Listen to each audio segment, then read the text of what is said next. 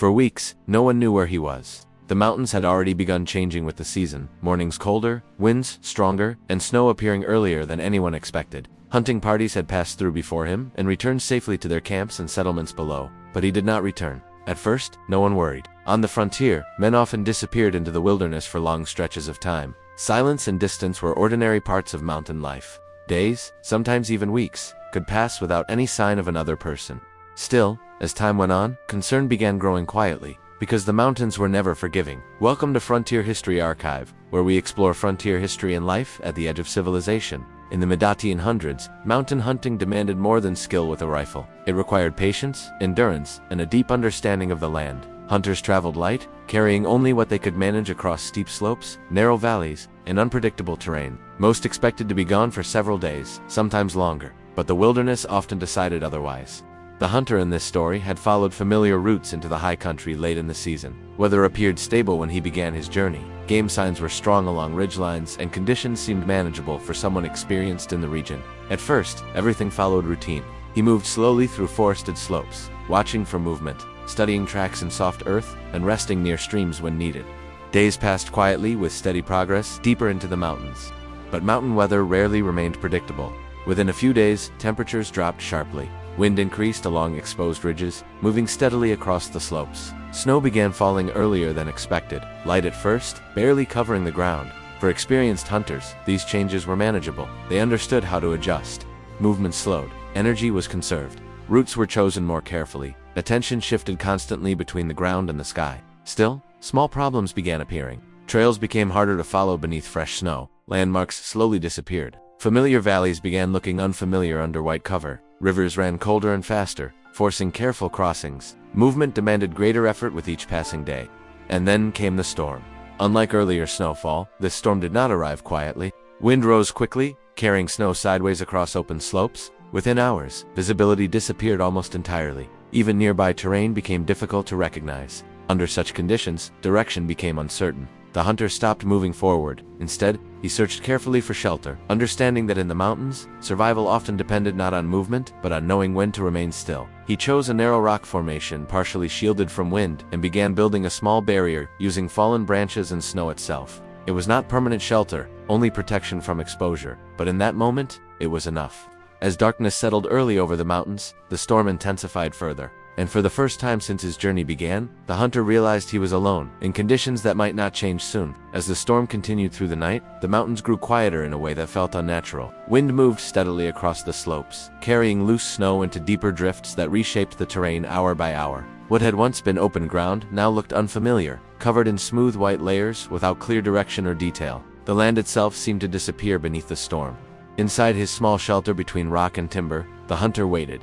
At first, waiting felt like the safest decision. Moving through heavy snow with almost no visibility risked injury, disorientation, or becoming further lost in terrain he could no longer recognize. Experienced mountain travelers understood how quickly small mistakes became serious under such conditions. But waiting brought its own challenges.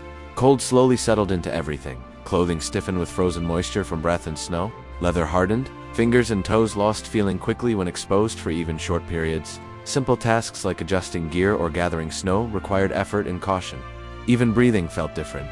Air was sharper now, colder and thinner at elevation. Each breath carried a dryness that made the throat ache. Sleep came only in short intervals, interrupted by discomfort and the constant need to adjust position for warmth. Food became another concern. Like most frontier hunters, he carried only limited supplies: dried meat, small rations, and whatever game he expected to hunt along the way. Storm conditions made hunting impossible. Animals moved less during heavy weather, and tracks disappeared beneath drifting snow almost immediately, so he rationed carefully. Meals became smaller. Time between eating stretched longer. Hunger grew slowly, quietly, without urgency at first. Water required constant effort. Snow could not simply be eaten safely. Doing so lowered body temperature dangerously. Instead, it had to be melted slowly using what little fuel he carried. Each small portion required time and patience. Every decision became deliberate, every movement measured. Outside, the storm continued changing the landscape. Drifts grew higher along exposed slopes, valleys filled with heavy snow. Landmarks disappeared completely. Even sound behaved differently now. At times, distant cracking ice echoed clearly through the air. At others, nearby movement vanished entirely into silence. The hunter listened constantly. Sound offered clues about the world beyond his shelter: shifting snow, falling branches, distant movement of animals, and the changing strength of the wind itself. But the greatest challenge was not physical, it was uncertainty. Without clear skies or familiar landmarks, direction became impossible to judge safely. Moving too soon risked deeper isolation. Waiting too long risked losing strength and supplies. So he watched carefully for change. Small signs mattered.